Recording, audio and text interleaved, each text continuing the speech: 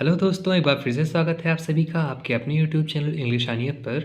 और आज हम जो टॉपिक डिस्कस करने वाले हैं उसका नाम है use of May and might, जो कि एक मोडाल्स है। ठीक है, हमने अपने प्रीवियस लेक्चर्स में मोडाल्स क्या होते हैं, हेल्पिंग वर्ब्स क्या होते हैं, मोडाल्स के कितने टाइप्स होते हैं और कुछ मोडाल्स जैसे can, could, shall, should, will, would, इन सभी को डिस्कस कर रखा है। अगर आपने अभी तक वो वीडियो नहीं देखी है तो मेरे प्लेलिस्ट में जाकर के आप चेक कर सकते हैं। ठीक है, तो आज हम शुरू करते हैं use of May and might. ठीक है, तो सबसे पहले देखते हैं यूज़ ऑफ मे का यूज़ हम कैसे करते हैं। तो same as can, the Hindi meaning of the may is also सकना।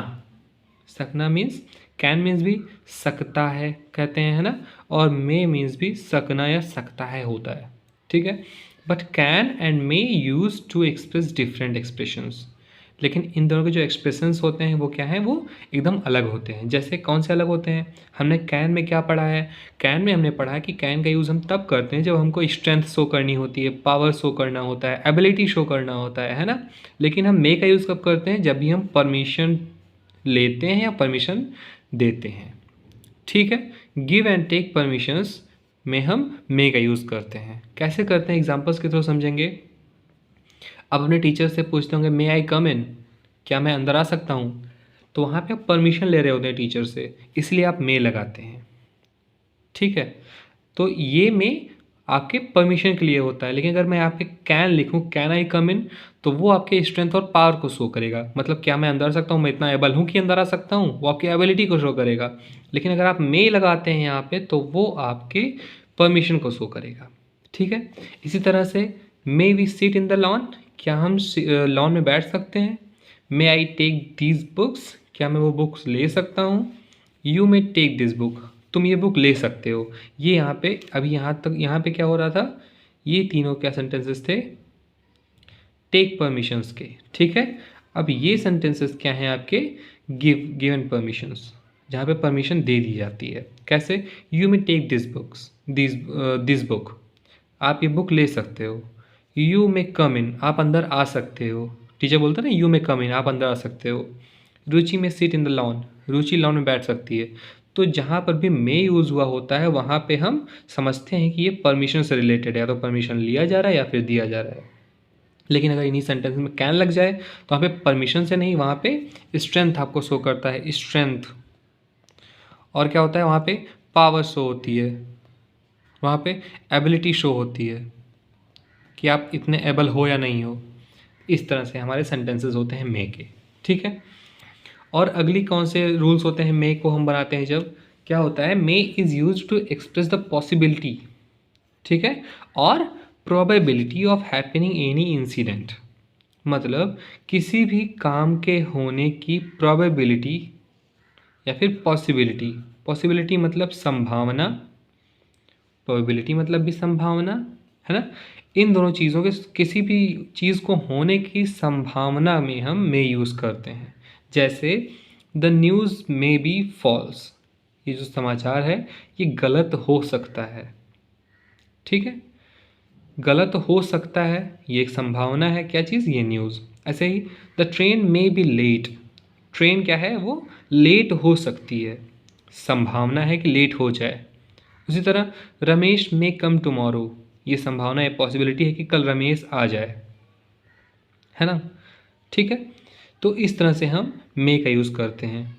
थर्ड क्या है हमारा, may is use to wish someone, किसी को विश करने के लिए हम मे का यूज़ करते हैं। जैसे मे यू लिव लॉन्ग, आप खूब ढेर सारा, खूब देर तक जिएँ, खूब ज़्यादा जिए, खूब लंबा जिएँ। May you live thousands of years, ऐसे बोलते हैं ना बर्थडे वगैरह में कि आप हज़ारों साल जिएँ। मे गॉड हेल्प यू, भगवान आपकी मदद करे। तो इन सब सेंटेंसेस में जब हम किसी को विश करते हैं तो मे का यूज़ होता है। ठीक है, आई होप कि आपको मे का यूज़ क्लियर है। अब बढ़ते हैं माइट की ओर। अब देखते हैं माइट का यूज़ कैसे होता है। Might is use to express remote possibility in the present. Remote possibility मतलब दूर की संभावना। ठीक है, माइट मतलब दूर की संभावनाओं को व्यक्त करता है जो शब्द किसी भी सेंटेंस में। तो हम कोई भी सेंटेंस जब दूर की संभावनाओं को व्यक्त करता है तो वहाँ पे हम माइट का यूज़ करते हैं। जैसे जैसे कि एग्जांपल देखिए, Manju is week she might fail. Manju कमज़ोर है, वो फेल हो सकती है ना। तो यहाँ पे दूर की संभावना है कि एग्ज़ाम देगी फिर फेल होगी, लेकिन शायद फेल हो जाए। उसी तरह Harish has teased Anil, he might complain to the principal. Harish ने क्या क्या किया है, अनिल को टीज़ किया है, चिढ़ाया है। वो क्या कर सकता है, वो प्रिंसिपल को कंप्लेन कर सकता है। ठीक है, जो रिमोट पॉसिबिलिटी ऑफ प्रेजेंट हो वहाँ पे हम माइट का यूज़ करते हैं। ठीक, उसी तरह might is used to express remote possibility in the past also. Present में भी और पास्ट में भी सेम चीज़। Hamid told me that Abdul might use his cycle. Hamid ने मुझसे कहा था कि अब्दुल उसकी साइकिल यूज़ कर सकता है ना। मतलब ये पॉसिबिलिटी है कि वो शायद उसकी साइकिल यूज़ किया होगा। तो इस तरह से हम दो तरीके ऐसे हो गए जिसमें हम माइट यूज़ करते हैं। अब थर्ड क्या है, while making indirect sentences may will change into might and might will remain same. तो जब भी हम डायरेक्ट को इनडायरेक्ट में चेंज करते हैं, इसके बारे में मैंने अभी वीडियो नहीं बनाया है, लेकिन मैं जल्द ही वीडियो बनाऊंगा जिसमें मैं डिस्कस करूंगा कि डायरेक्ट को इनडायरेक्ट बनाने के क्या रूल्स होते हैं, कौन सी चीज़ें होती हैं जो डायरेक्ट में इनडायरेक्ट जाकर चेंज हो जाती हैं, है ना, और कौन सी चीज़ें होती हैं जो सेम रहती हैं। तो फिलहाल के लिए आप इतना समझिए, डायरेक्ट स्पीच ऐसी होती है जो आप तुरंत कहते हैं, और इनडायरेक्ट मतलब किसी दूसरे के द्वारा ये कहा जाए। तो डायरेक्ट स्पीच में जब मे होता है वो क्या होता है, इनडायरेक्ट स्पीच में माइट बन जाता है। इस तरह से भी यूज़ होता है माइट का। लेकिन अगर डायरेक्ट स्पीच में माइट है तो वो इनडायरेक्ट स्पीच में जाकर के माइट ही रहता है। तो ये रूल अगर आपको समझ में आया तो कोई बात नहीं, आपको मैं जल्द ही वीडियो बनाऊंगा डायरेक्ट इनडायरेक्ट का, उसमें आपको अच्छे से क्लियर हो जाएगा। लेकिन फिलहाल के लिए आप इतना समझिए कि माइट के ये 3 यूजेस होते हैं। ठीक है, आई होप कि आपको आज की वीडियो पसंद आई होगी। अगर वीडियो पसंद आई तो लाइक कर दीजिए, चैनल पर नया है तो सब्सक्राइब कर दीजिए, और ये रहे आपके नोट्स। Thank you.